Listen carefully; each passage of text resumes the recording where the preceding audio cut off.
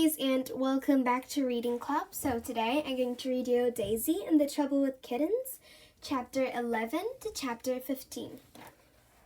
Chapter 11. The trouble with swimming costumes is after you put them on, you have to put sun cream on as well. All the time. I couldn't wait to get into the pool and slide down the great big yellow slide into the water, but Mom said midday sun in Spain can roast you like a turkey twizzler, so I wasn't allowed anywhere until I'd put my sun cream on. The first time my mom put the sun cream on my face, I asked her to do me a really scary zombie face so I could frighten everyone in the pool. Trouble is, when I got to the pool, lots of other children had scary blue zombie faces too. One boy called Harrison even had a green face. Harrison was the first friend I met in the pool on holiday. Actually, I didn't exactly meet him. I kind of landed on top of him, which wasn't my fault because he shouldn't have been doing shark impressions at the bottom of the yellow slide. And anyway, it didn't hurt him when I landed on him. He just went under the water, disappeared for a while, and then came up over by the getting out steps. Except he didn't get out. He stayed in. At first, I thought he might be a bit cross, but he wasn't cross at all. He smiled at me, emptied some water out of his swimming goggles, and then swam back towards me to say hello. Harrison was 8 and ever such a good swimmer, and he could do proper dives into the deep end with his legs together. Plus, he had a baby sister called Jojo. The trouble with Jojo is she was only 3, which meant she sank nearly all the time, unless she had a rubber ring and armbands on. Harrison said he was in charge of Jojo when she was in the pool, especially when his mom and dad were lying down the sun loungers with their eyes shut, which was most of the time. Harrison said that being in charge of Jojo was the same as being a lifeguard, which is really good because I'd never met an actual lifeguard before, especially a green one. When Harrison took me over to the shallow end to meet Jojo, I met loads of other children on the way. There were Carly, who was from Birmingham, Danny from Newcastle, Maddie from Devon, and Tris and Montague from Surrey. Tris and Montague were really tanned because they'd already been at the hotel for a week.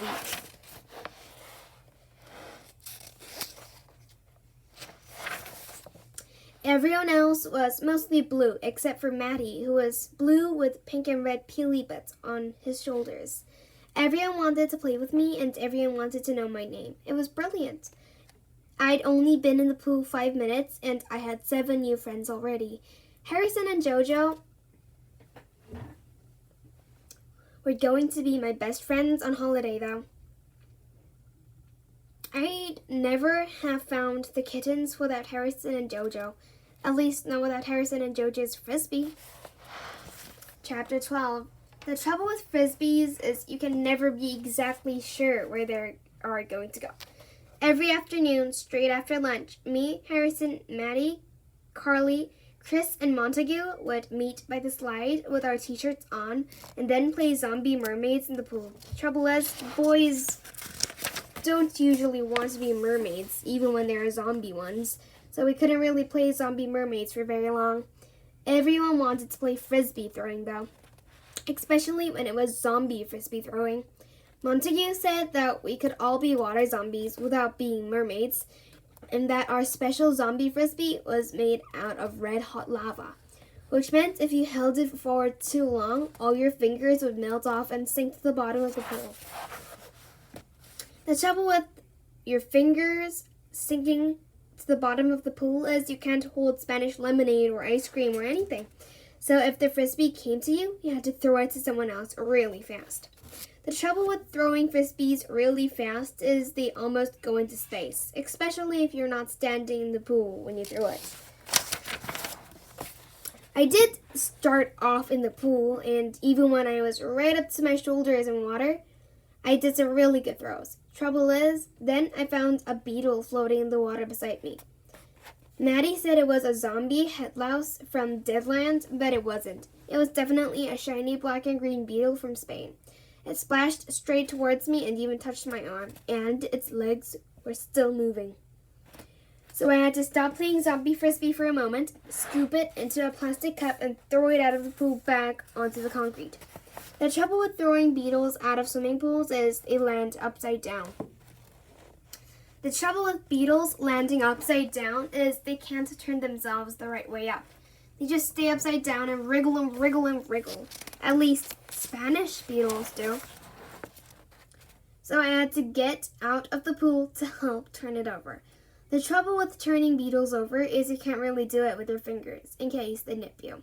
So you have to find a lolly stick to turn them over with instead. Then, once you've found the lolly stick, you have to concentrate really hard on getting the beetle's legs to grab on, which is quite hard. And then you have to turn him over without him letting go. Or he might fall off and land upside down again, which is even harder. So when a zombie frisbee comes to you, you don't really notice it at first. And then when everyone screams zombie fingers at you, it really makes you jump. And when you look around at everyone in the pool and they're telling you you've only got 2 seconds before your fingers melt off, it makes you really panic, pick up the zombie frisbee and throw it away really fast. So fast that it goes right across the pool, straight over the sun loungers, in between some palm trees, and over a fence. Which wasn't my fault, except everyone said it was. At first they laughed and splashed around and said it was really funny. Carly said I must have done a turbo zombie frisbee throw. Maddie said I must have switched a zombie space catapult force. And Chris said I'd thrown it so hard she was surprised my arm hadn't fallen off and landed in the pool, which was the funniest. But then Montague said I had to go and get the frisbee back from over the fence, which is wrong because it wasn't even his frisbee in the first place. It was Harrison and JoJo's. Then everyone said I had to go and get the frisbee back from over the fence, including Harrison and JoJo, because I was the one who had thrown it over. Plus, I was already out of the pool thanks to that beetle, so I had no choice. I had to go and look for the frisbee, which meant I had to go behind the fence too. The trouble with fences is they can be a bit strange when they're Spanish, especially when you don't know what is on the other side. So I asked Montague and Chris to come with me, but they wouldn't. Montague said that his flip-flops were under the bed in his hotel room and that Spanish concrete was too hot for his feet. Chris said she wanted to have a go on the slide. Maddie said he wanted to practice his duck diving. Carly said she was feeling a bit sunburned, which was definitely a lie because she was bluer than any of us. And Danny said he needed to check the battery on his iPad. Not including JoJo, that only left Harrison. I knew Harrison wouldn't let me down. Chapter 13. The moment I saw the kittens, I knew this was going to be my best holiday ever. Harrison said he saw them first because he was the first one to go through the gate in the fence, but he definitely didn't see them first. He saw the frisbee first, but it was me who saw the kittens. They were curled up under a bush beside some big metal dustbins. The dustbins were really smelly and had Spanish flies buzzing all around them, but I didn't care. I only cared about the kittens. There were 5, a gray one, a gray and white one, a black and white one, and a ginger one. And there was a mommy one. The mommy one was kind of tabby colored with a white tip on her tail. She was really skinny, and at first when she saw me, she looked a bit scared. But when she realized I could do Spanish cat talk, she was alright. The trouble with Spanish cat talk is only me and Spanish cats and kittens can understand it. Harrison didn't understand it, and neither did JoJo when we showed her the kittens the next day. Spanish cat talk is a mixture of sign language and squeaks. You either know how to do it or you don't, which was a shame for Harrison and JoJo because they didn't know how to do it, but then Harrison and JoJo aren't as good with animals as I am, which is why it was better if I was more in charge of the kittens than them. Even if Harrison was older than me, Harrison said he definitely understood why the kittens had made their nest under a bush beside the dustbins. He said dustbins were full of things to eat, and so being next to one would mean they could always get food anytime they wanted it, which isn't true, because the trouble with Spanish dustbins is kittens can't get the lids off. Neither can mommy cats, because the lids are too heavy and high up, which is probably why the kittens looked so skinny too, especially the littlest black one. I was the first one to touch her. She was so cute. I was a bit nervous at first in case the mommy cat tried to scratch me. But after I'd squeaked to explain that I was only going to be kind to her kittens and that later on I would come back and give them some food, she let me crouch down beside the bush, put my hand in and stroke them. Then she even let me pick up one of her kittens. The trouble with picking up a Spanish kitten is other people always want to have a hold too. I'd only had the black one in the palm of my hand for about 10 seconds before Harrison said it was his turn to hold him now. So I had to let him, otherwise it wouldn't have been fair. Harrison said he thought he might have suddenly found the powers to speak Spanish cat talk, but he definitely hadn't. Harrison's squeaks didn't sound like Spanish cat language at all. They sounded more like Russian hamster language, if you ask me. But I didn't tell him that, because that wouldn't have been very fair either, or kind. So at first, I only got a little hold of the black kitten, and no holds of the other kittens at all. Because before I could reach under the bush to get another one, Angelo came out of the back door of the pool bar and found us over by the dustbins. Angelo is my favorite Spanish waiter in the world. He was really nice and friendly to us all the time when we were on holiday. But the first time he met us, he said children weren't allowed around the dustbins, and he would get told off if he didn't ask us to leave. Which I don't think was true either. If you ask me, the reason he wanted us to go back to the pool had nothing to do with the dustbins. If you ask me, Angelo just wanted us to go so he could smoke a cigarette without anyone seeing.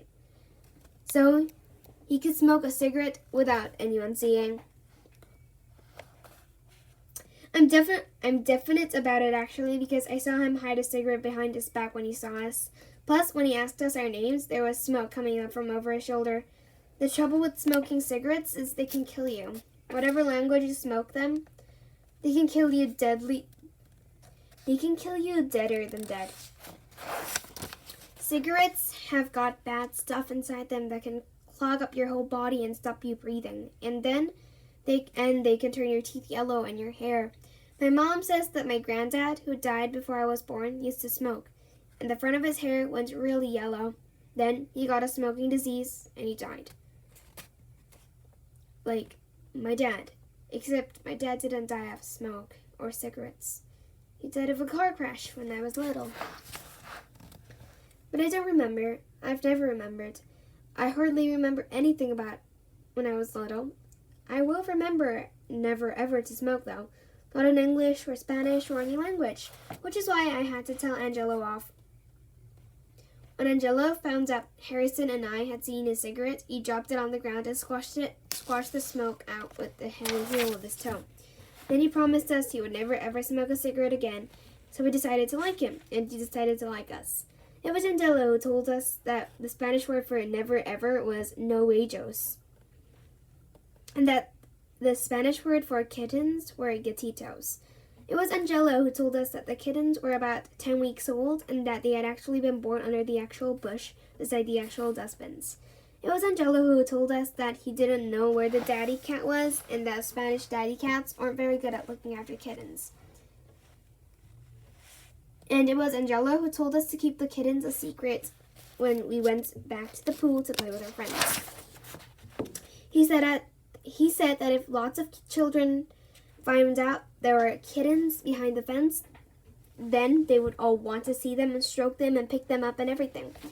Then he would end up with lots of children around the dustbins, which meant he really would get into trouble. Plus, the mommy cat might not like it, which meant he would have to lock the gate in the fence for good. Which meant we wouldn't be able to open it, which meant we would never see the kittens again. Never ever. So Harrison and me decided there and then.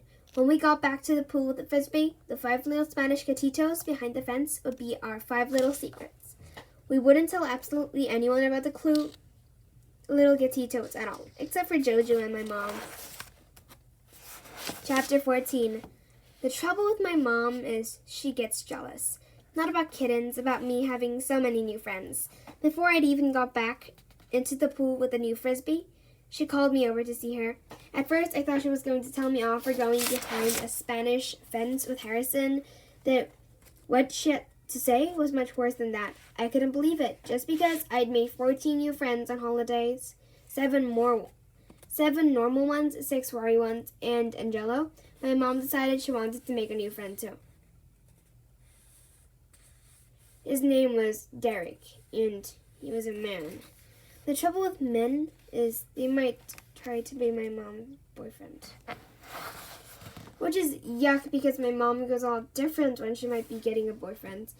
And she puts more makeup on. The trouble with my mom putting more makeup on is it stops boyfriend from seeing how old she is in real life. If you ask me, my mom is far too old to go out with a boyfriend. In fact, if you ask me, my mom is far too old to go out at all. Except with me, like to the zoo or the shops. Mom said that I was being silly and that Derek and she was just good friends. She said she had met him at the pool bar the day before. She said that Derek was very charming and very nice and would very much like to meet me. I still didn't really want to meet him though. I'd much rather have gone to dinner with the kittens. Then Mom told me I had to meet Derek. In fact, she's already made a date with him. On Thursday night, which was only 3 days away, without even asking me first. I was so cross I nearly didn't tell her about the kittens. And when I did tell her about the kittens, guess what she said next? She said that they sounded very nice and that I should put on my best skirt and top when we went to dinner with Derek. Which made me even crosser. 1 minute I was talking about the kittens, and now we were talking about Derek again.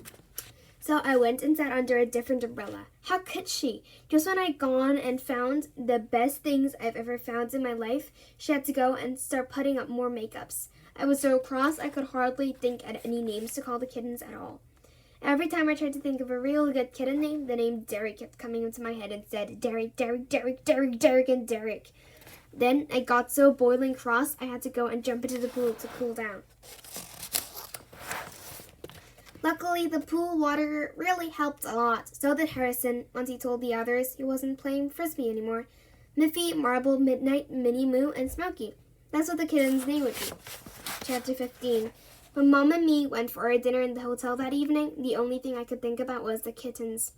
They were so small and so skinny and so hungry and so under a bush beside a dustbin, I just had to give them something really nice to eat.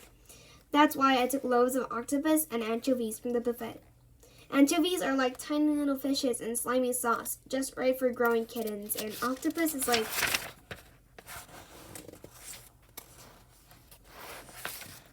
well, little bobbly bits of octopus, just right for growing kittens too. At least Harrison said they would be when we were standing with our plates in the buffet queue. Harrison said he reckoned cats would absolutely love octopus and anchovies because they were made of fish. But then he said that he wouldn't actually be able to put any on his plates because his mom and dad would get suspicious. That's the trouble with octopus and anchovies. Children can't eat them without looking suspicious, which meant my mom would be suspicious of my octopus and anchovies too. So I hid them under a big pile of lettuce. When I sat down at my table with a great big pile of lettuce, my mom's eyes nearly popped out of her head.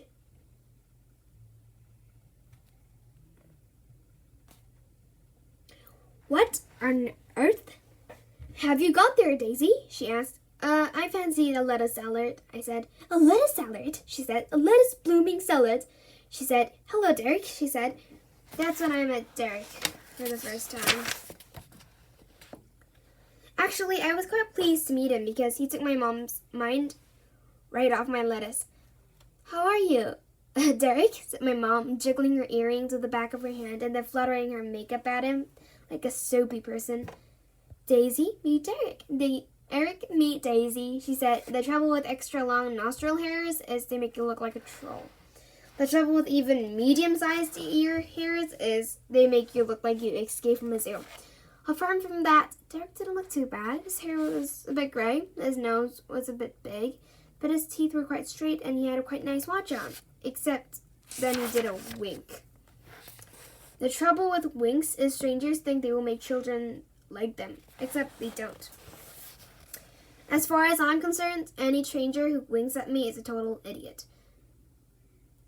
I believe I am going to have the pleasure of taking you and your lovely mom to dinner, Daisy, said Derek, stretching his arm across my anchovies for a handshake.